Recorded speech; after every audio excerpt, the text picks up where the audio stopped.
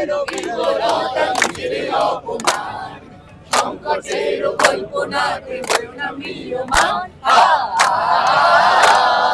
সংকটের বিফলতা নিজের অপমান, সংকটের কল্পনাতে হয়েও না ম্রিয়মাণ।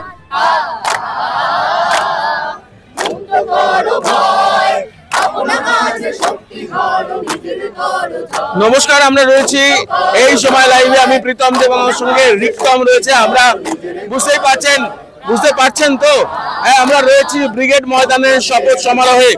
সেখানে যে গান শুনতে পাচ্ছেন, সেই গানেরও উদযাপনের দিন আজকে।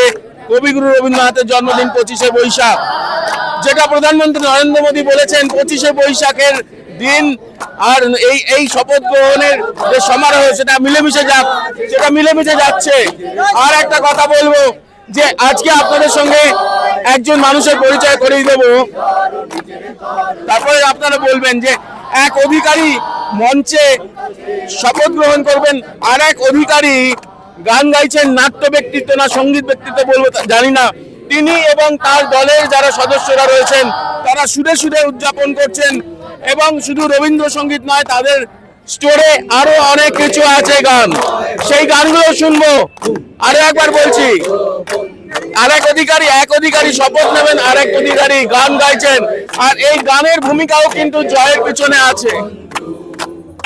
দিন বদলের সময় হয়েছে, ঘুম থেকে ওঠো বন্ধু, ভারত আমার দেশ, আমরা সবাই হিন্দু, ভারত আমার দেশ, আমরা সবাই হিন্দু। দিন বদলের সময় হয়েছে, ঘুম থেকে ওঠো বন্ধু, দিন বদলের সময় হয়েছে, ঘুম থেকে ওঠো বন্ধু। অতীতে বিদেশিরা করেছে অপমান, লোভাতুর দৃষ্টি তাদের আজ ধাবমান। অতীতে বিদেশিরা করেছে অপমান, লোভাতুর দৃষ্টি তাদের আজ ধাবমান। হাতটা তারা বাড়ালেই ঝরবে রক্তবিন্দু, হাতটা তারা বাড়ালেই ঝরবে রক্তবিন্দু। দিন বদলের সময় হয়েছে, ঘুম থেকে ওঠো বন্ধু, দিন বদলের সময় হয়েছে, ঘুম থেকে ওঠো বন্ধু। গান থামাতে নেই জানি, তবু আপনাদের একটু থামাবো। গান থামাতে নেই জানি, তবু আমি একটু থামাবো। আমি এই মানুষটির কথা জিজ্ঞেস করবো আপনাদের কাছে। আচ্ছা, উনিও তো অধিকারী না? এক অধিকারী শপথ নেবে, আরেক অধিকারীর হয়ে আমরা সবাই এসেছি, অধিকারীর টিম। আচ্ছা, গানের একটা ভূমিকা থাকে যে কোনো জয়ের পিছনে। তো অধিকারী বাবু, আপনার নামটা একটুখানি পুরো আপনি নিজেই বলুন। কৌশিক অধিকারী কৌশিক বলে সবাই চেনে। আমি নাটকের লোক। আমি আগেই বলেছি নাট্য ব্যক্তিত্ব, কিন্তু গান নাটকের সঙ্গে গান মিলেমিশে থাকে। যারা নাট্য ব্যক্তিত্ব হন তাদের হচ্ছে মানে মাল্টিটাস্কিং আর কি, সমস্ত কিছু জানতে হয়, গান, নাচ এবং বোধহয় আন্দোলনও। একদম। আসলে আমাদের পশ্চিমবঙ্গে দীর্ঘ 60-70 বছর ধরে সংস্কৃতির ওপর যে ধরনের স্বৈরাচারী আক্রমণ হয়েছে, সংস্কৃতির ওপর যে ধরনের স্বৈরাচারী মানসিকতার চর্চা হয়েছে, সেইখান থেকে আমরা আজকে মুক্ত বাতাসের স্বাদ পেয়েছি। কেউ আর আজকে সিপিএম করে বলে তাকে তাড়িয়ে দেবে না, কেউ আর আজকে তৃণমূল করে বলে তাকে সংস্কৃতির অঙ্গন থেকে তাড়িয়ে দেবে না, কেউ আর আজকে বিজেপি করে বলে তাকে সংস্কৃতির অঙ্গন থেকে তাড়িয়ে দেবে না। এই গণতান্ত্রিক পরিসর, এই গণতান্ত্রিক চর্চা আজকে মুক্ত বাতাস পশ্চিমবঙ্গে তৈরি হয়েছে। আমরা যারা গত 15-16 বছর ধরে বিগত সরকার, যে সরকার চলে গেল, মানুষ যাকে পাঠিয়ে দিল, সেই সরকার যারা আমরা রাষ্ট্রবাদী শিল্পী, রাষ্ট্রের হয়ে কথা বলেছি, হিন্দুর হয়ে কথা বলেছি, বহুত্ববাদের হয়ে কথা বলেছি, তাদেরকে একঘরে করে দিয়েছে, আমাদের কাজ বন্ধ করে দিয়েছে, আমাদের সকলের কর্মসংস্থান বন্ধ করে দিয়েছে সংস্কৃতির অঙ্গনে। তা আজকে আমরা মুক্ত বাতাস পেয়েছি, তাই সকলে আমরা রাষ্ট্রবাদী শিল্পীরা আজকে আমরা এই ব্রিগেডের প্রান্ত থেকে প্রান্ত আমরা শুধু গান গেয়ে বেড়াবো। আজকে গানের দিন, আজকে রবীন্দ্রনাথের দিন, আজকে রবীন্দ্রনাথের দিন। এই পশ্চিমবঙ্গ আজকে ভারতবর্ষের বুকে গানের দিন, তাই আজকে আমরা সমস্ত নাট্যশিল্পীরা আমরা গান গেয়ে বেড়াবো। আমরা এই কয়েকদিন আগে শ্যামাপ্রসাদ মুখোপাধ্যায়ের জীবন নিয়ে আমরা থিয়েটার করেছিলাম। তার ডিরেক্টর এখানে উপস্থিত আছেন, দেবাশিস বিশ্বাস, বিখ্যাত নাট্য ব্যক্তিত্ব, তিনি উপস্থিত আছেন।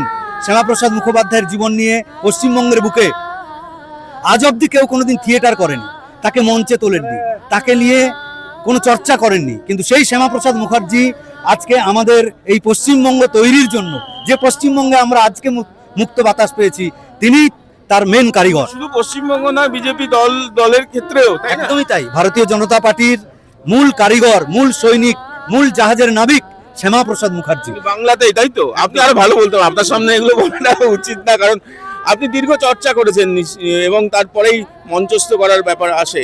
তো যারা বলে যে বাংলায় নাকি এই ব্যাপার নেই, বিজেপির কোনো নেই, তারা কতটা, কারণ শ্যামাপ্রসাদ মুখার্জি নিজেই তো বাংলার বাঙালি।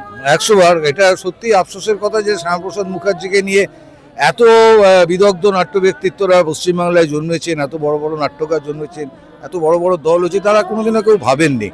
তারা মাও সে তুং, লেনিন, চে গুয়েভারা এগুলো নিয়ে প্রচুর ভেবেছেন, কিন্তু শ্যামাপ্রসাদ মুখার্জিকে নিয়ে ভাববার তাদের কোনো অবকাশ হয়নি। তা আমি এই নাটকটা করার প্রেরণা পেয়েছিলাম আনন্দবাজারের একটি লেখা, তথাগত রায়, শ্রদ্ধেয় তথাগত রায়ের একটি লেখার থেকে আমি প্রেরণাটা পাই। তারপর আমি দেখলাম যে এই নাটকটা করতে অনেকেই উৎসাহী হচ্ছেন আমার সাথে কাজটা করতে, আমার দলে। তখন আমি একমাত্র অধিকারী কৌশিককে পাই, যে আমার পাশে এসে দাঁড়ায়, বলে চলুন চলো দাদা এই নাটকটা আমরা করি। এই নাটকটা আমরা প্রথমে ভারত সরকারের আর্থিক সাহায্যে ছিলাম, তারপরে সংস্কার ভারতী সংঘেও আমাদের পাশে দাঁড়িয়েছিল, তারপরে বিজেপির কালচারাল সেল আমাদের পাশে দাঁড়িয়ে বেশ কিছু শো আমরা ইতিমধ্যেই করেছি কলকাতায় এবং কলকাতার বাইরে। তবুও আমাদের বহু শো করা উচিত। আশা করি আমরা এই নাটকটা নিয়ে শ্যামাপ্রসাদ মুখার্জিকে নিয়ে খুব শিগগিরই আবার আমরা আসছি। মুখের কথা কেড়ে নিচ্ছি, এটাই যেটা বলছিলাম যে যে কোনো আন্দোলন, যে কোনো জয়, একটা পরিবর্তনের পিছনে কিন্তু গান, নাটকের ভূমিকা অনস্বীকার্য। এবং উনি যেটা তার মানে করেছেন, আপনারা যেটা করেছেন, সেটার অবদান মানুষের মনে কোথাও গিয়ে রয়েছে, এই জায়গায় রয়েছে, তাই তো? একদম। আমরা এই যে গানগুলো আমরা এখন এখানে গাইছি, এই গানগুলো হচ্ছে, আমি একটি থিয়েটার করেছিলাম কিছুদিন আগে, থিয়েটারটির নাম ছিল অসহায় পশ্চিমবঙ্গ। যে অসহায় পশ্চিমবঙ্গের চিত্র আমরা দীর্ঘ বছর ধরে দেখছিলাম সেই ঘটনা নিয়ে, এবং সেই নাটকটি এই ইলেকশনের সময়, ভোটের সময় আমরা সারা রাজ্য জুড়ে প্রত্যেকটি বিধানসভায় বিভিন্ন জায়গায় সেই নাটকের অভিনয় করেছি। আমাদের এই রাষ্ট্রবাদী নাট্যশিল্পীরা, নাট্যবন্ধুরা সবাই, এই যে আজকে বিজেপির জয়, তার জন্য ওই নাটকেরও ভূমিকা আছে। তারা সব জায়গায় একটু ভুল বলেন, আজকে বিজেপির জয় না, আজকে গেরুয়া বসন্ত।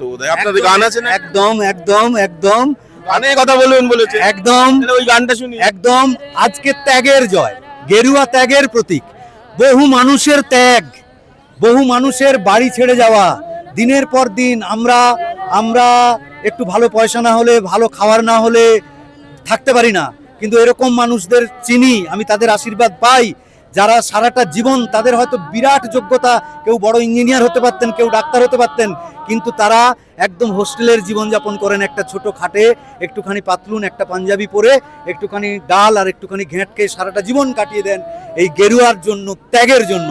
আজকে এই ত্যাগের জয়, সেই মানুষগুলোর ত্যাগে আজকে আমরা আনন্দিত হচ্ছি। আজকে পশ্চিমবঙ্গবাসী আনন্দিত হচ্ছি, খুশির বাতাস পেয়েছি, মুক্তির বাতাস পেয়েছি। গেরুয়া বসন্তটা একটুখানি শুরু করুন। গেরুয়া বসন্ত রং আকাশে সবাইকে একটুখানি এসেছে ঘরে ঘরে মোদিজির আশ্বাসে। এবার ফাগুন মাসে গেরুয়া রং আকাশে, বিজেপি এসেছে ঘরে ঘরে মোদিজির আশ্বাসে।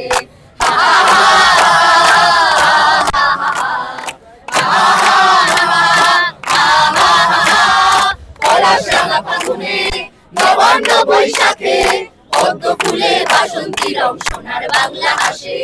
পলাশরাঙা ফাগুনে, নবান্ন বৈশাখে, পদ্ম ফুলে বাসন্তী রং সোনার বাংলা হাসে।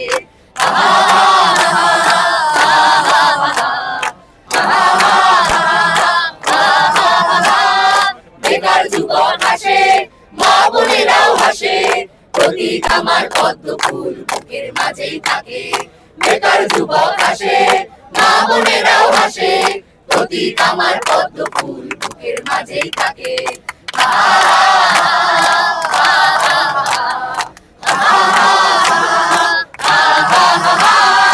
এবার ফাগুন মাসে গেরুয়া রং আকাশে, বিজেপি এসেছে ঘরে ঘরে মোদিজির আশ্বাসে।